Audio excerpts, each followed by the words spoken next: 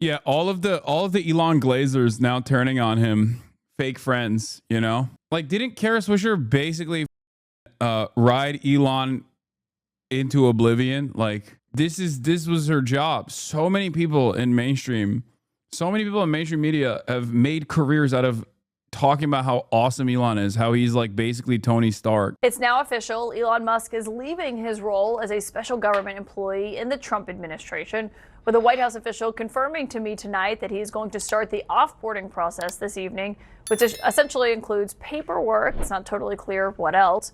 But we did see Musk post this on his own website saying, as my scheduled time as a special government employee comes to an end, I'd like to thank President Trump for the opportunity to reduce wasteful spending. The Doge mission will only strengthen over time. The black Avi is perfect. The black PFP is like you know he's going through it. Okay, God, Doge was such a spectacular up for every like.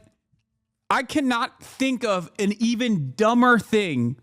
I cannot think of the Doge might be even stupider than the tariffs. Okay, and the tariffs are really stupid, but like the Doge stuff was so idiotic in its execution. He went in, he cut federal programs. Turns out discretionary spending that was already allocated is not actually putting a dent in the deficit at all, which anyone could have told Elon Musk or any number of different people if they were to, listen to reason. It was marginal cuts regardless. All they were able to do was basically lie about how much they were cutting. They didn't cut. They lied about everything. They found like a couple idiotic like US aid allocations that were like $8,000 to make people in Zimbabwe eat vegan or whatever, which is nothing. It's not. It's like, I assume, CIA agents basically trying to hide money for their own personal benefit in these like stupid programs. Okay. All the while they cut the National Weather Service. Okay. They cut the National Weather Service for no reason. They cut the Department of Energy, which handles the nuclear program, which handles the nukes, and then had to go back and be like, oh my God, we're so sorry. Can you please come back to work? Like vital services. They cut a bunch of vital services. Everyone got mad. Everybody was like, what the are you doing? Doge is literally one of the most popular government initiatives in history. 73% of Americans say they support cutting government waste. Trump brought in the smartest man on earth to do it. The left destroyed Elon for it. The GOP won't vote on it. I can't believe this. Did my best. Sigh. It is so incredible. It is so incredible that they went in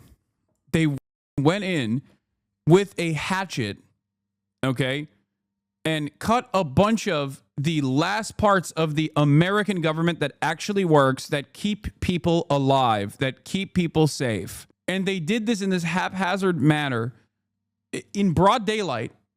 And the person that was supposed to communicate this initiative is, I'm sorry, this is not ableism, the most autistic man on the planet. And on top of that, he's not even like cool autistic in the way where it's like, oh, he's brilliant. Like, let the maestro do his thing, but also insanely repulsive on top of that. Okay. Which is why he is not a very good communicator of anything. Like he's just horrible at marketing in general. And everyone was like, what are you doing? The f are you doing? Stop doing these things. He just it up so poorly, so bad. Amazing. It was spectacular. An incredible failure. Just a failure from start to finish, And now he had to leave in disgrace after everybody was like, we hate you. You are the least popular figure in the administration. And again, I have to repeat this. They did not even accomplish, even marginally, one of the main goals, which was to cut government spending. They did not accomplish this at all. I need you to understand, half of the programs that they discontinued had already run out of funding. The discretionary spending that was allocated for those programs, they just shut off. That's it. And when you do that, You're not even cutting the deficit. It's already spent. The money is spent already. So yeah, it didn't work. Of course it didn't work. I think it won't even be remembered as a failure. It just won't be remembered at all. In 25 years, you'll be reminded of it. You'll go, yeah, what the was that about? It didn't last long enough to leave any lasting, meaningful impact. Yeah, because a lot of the stuff that they tried to cut from the federal regulatory agencies and federal agencies in general were so damaging and so disastrous and so consequential that they had to literally bring it back instantly.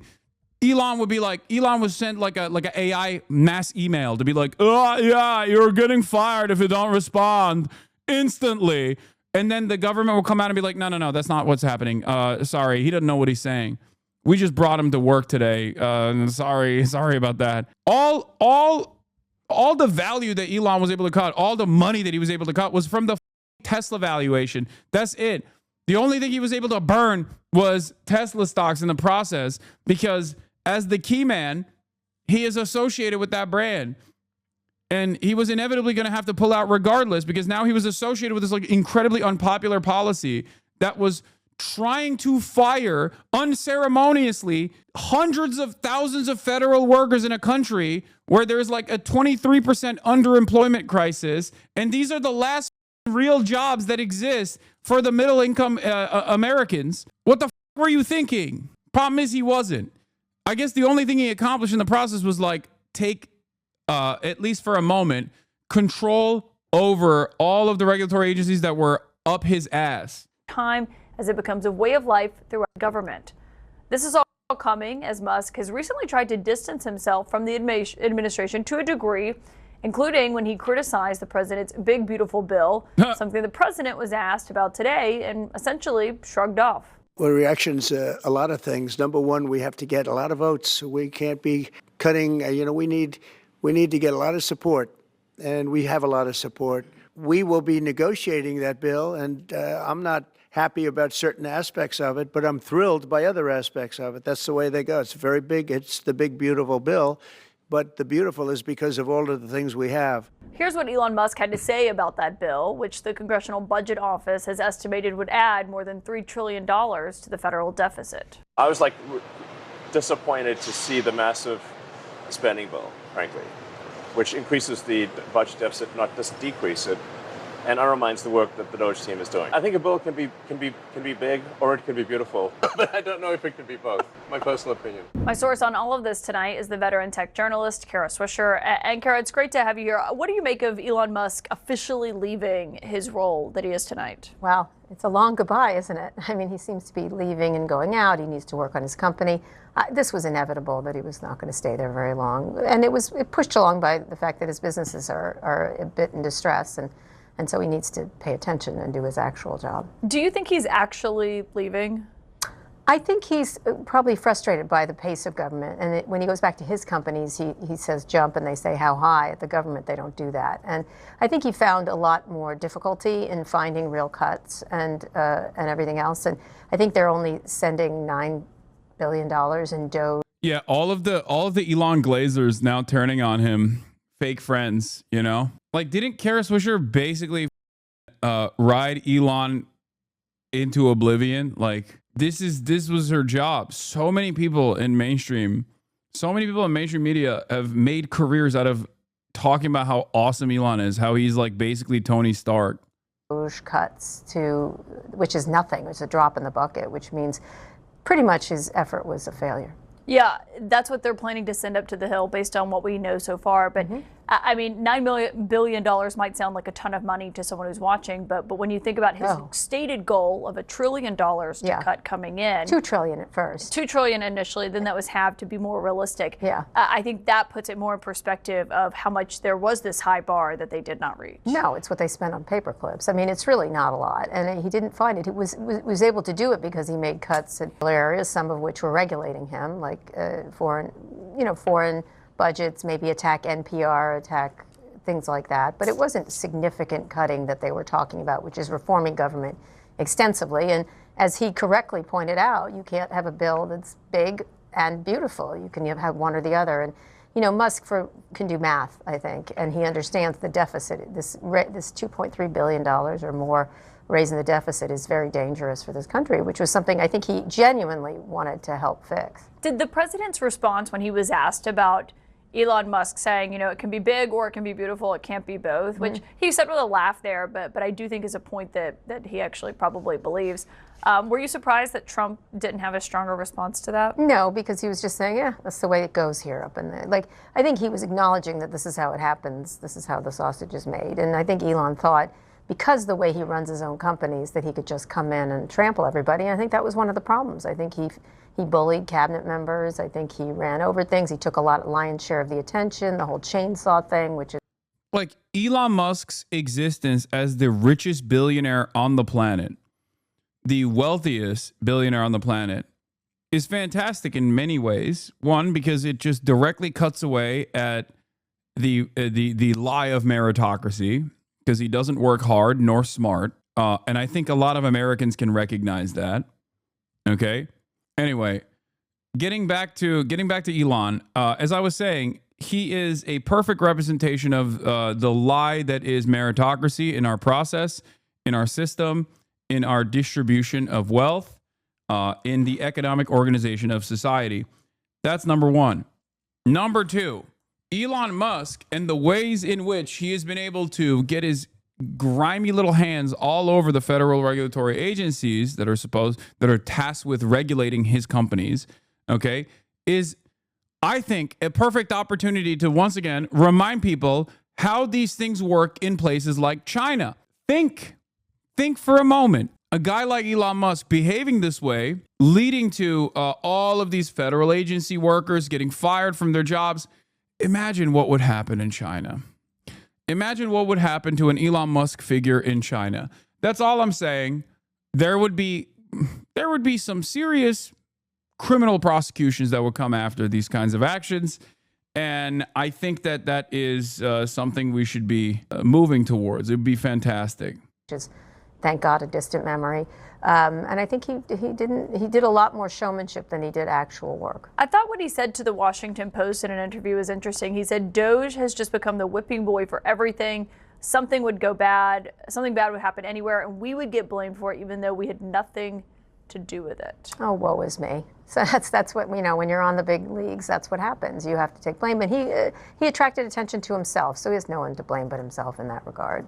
I mean, he wanted the attention, he wanted the power, he showed up in cabinet meetings, and then he was mad that people didn't agree with him and then started to complain about him, either on the record or off the record. So he's whiny like that in lots of ways. Everyone's out to get him, whether it's Sam Altman or people who don't like Teslas or Elizabeth Warren. It doesn't matter. He's always got some victimization thing going on. Did it stand out to you that he wasn't wearing the typical hat that he's been donning in a lot of the cabinet meetings, the MAGA hat or anything about Trump? No. And instead he's wearing the shirt. Occupy Mars. He wears that a lot. That's actually something he wears a lot. No, I think he'll still be around. I think they'll still want him for the money. There's very few people who can write a check that big for particular things. There's a lot of rich people, possibly a lot of easier to deal with rich people, I guess. But there's no one who could who really would bet that much, make that much of a bet like Elon does. And that is one attribute he has. His ability to take risks is higher than most people. Yeah, and it's not like he's totally gone from Trump's orbit. I mean, He was just in the Oval Office when the South African leader was there, and sure obviously had a huge influence on how that went down. Clearly, absolutely. I think he'll be able to call Trump up, but I suspect they found him a bit of a... Can't remember who, but someone said right after Elon started Doge, he just unknowingly bumbled into the role of the king's dumb advisor, the king executes when the peasants start getting mad, and I think that's been entirely vindicated. Yeah. No, I presented it as that as well. I said, like, Elon Musk is going to be the foil. He is going to be the inevitable fall guy because Trump hates losers. And the moment that he falls out of favor, which he did, Donald Trump cut him out. He also does not have like the charisma to be able to navigate this space anyway. It would already be very difficult for anyone to be able to operate as the responsible figure for all of these insane cuts. But Elon is also repulsive. Like he's gross. I don't know how else to explain it. He just has no aura. He's awful. a nuisance. That's what I understand from people there. You mentioned his other companies, and today we saw a group of Tesla investors send a letter to him urging him to commit to at least 40 hours a week running the company, saying his outside endeavors appear to have diverted his time and attention from actively managing Tesla's operation, as any other chief executive officer or publicly traded company would be expected to do. Correct. I know. That's the thing is, can we please have 40 hours of your week, which is kind of ridiculous. And Tesla's really got some real challenges going forward, including finding a car that people want to buy. And the original car is amazing, but you don't rely on a single car. You have to continue to innovate. And he's dropped the ball there, and others have taken it up. And now he's in a real jam, actually. Yeah, he seemed to acknowledge that himself, that he spent maybe too much time on politics recently, saying he did blame the media a bit, said the media is going to overrepresent any political stuff. He said it's not like I left the companies. It was just relative time allocation that probably was a little too high on the government side. Oh my God, he was tweeting every 5 minutes all about politics. Come on, he always blames other people. Look at his Twitter storm that he used to have all the time. Now he's tweeting about his businesses mostly, but he spent all his time in a look at me situation. Here I am in the front row of the inauguration. Here I am jumping up and down on a stage. Here I am doing the Nazi salute. Kara, say it. I feel like we kind of just brush past that far too quickly. I don't know why the media is not even entertaining that. That was a very consequential moment for a lot of Americans. I would go so far as to say that played a big role in resentment from a lot of Americans, and then that resentment carried over and snowballed into the additional resentment that they had with all the cuts that came afterwards, because they're all Nazi and don't give a dude.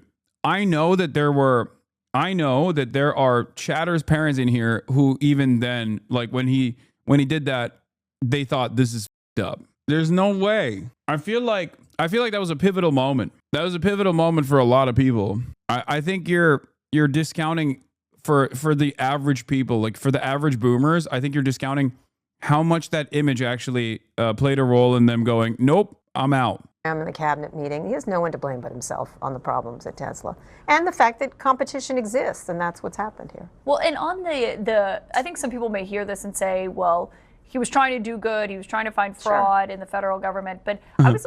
It's really dangerous to conflate that action with anti-Semitism. Yeah, Sig Heiling with anti-Semitism. Everybody knows anti-Semitism is when you say Israel does not represent all Jews and it's doing a genocide of primarily children. That's anti-Semitism, not when you Sig Heil. Listening to Steve Bannon last week, and he was essentially saying, Republicans are trying to cut whatever they can from Medicaid for this bill. They're getting blamed by Democrats.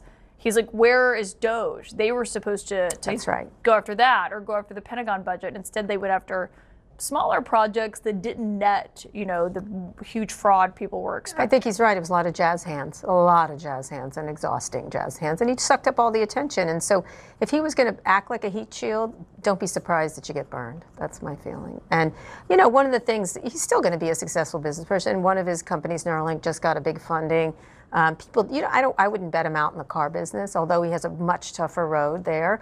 Obviously, Starlink has challenges, but it's doing really well. The space stuff is really interesting. I mean, if he devotes himself to that, he would be great. But this is going to be probably years from now seen as an alleyway he went down that just didn't work out quite as well for him. Does it surprise you at all that this did not end in a massive blow up between Elon Musk and Trump that some people predicted might happen? I don't know, TK, right? He starts by little criticisms. And I think I do tend to agree with him on the tariffs and free trade.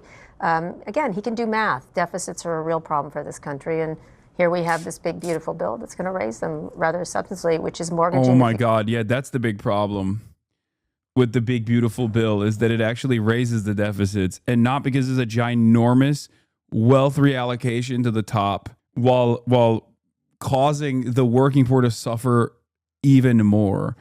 Oh my God. Oh my God. Ay, ay, ay. The Democrats and the liberals in media, what are we doing, dude? What are we doing? This is literally a gift. This is a unique opportunity for every liberal to go on television and be like, they want to kill the working poor, but they don't want to say that. And the reason why they don't want to say that is because liberals also want to kill the working poor.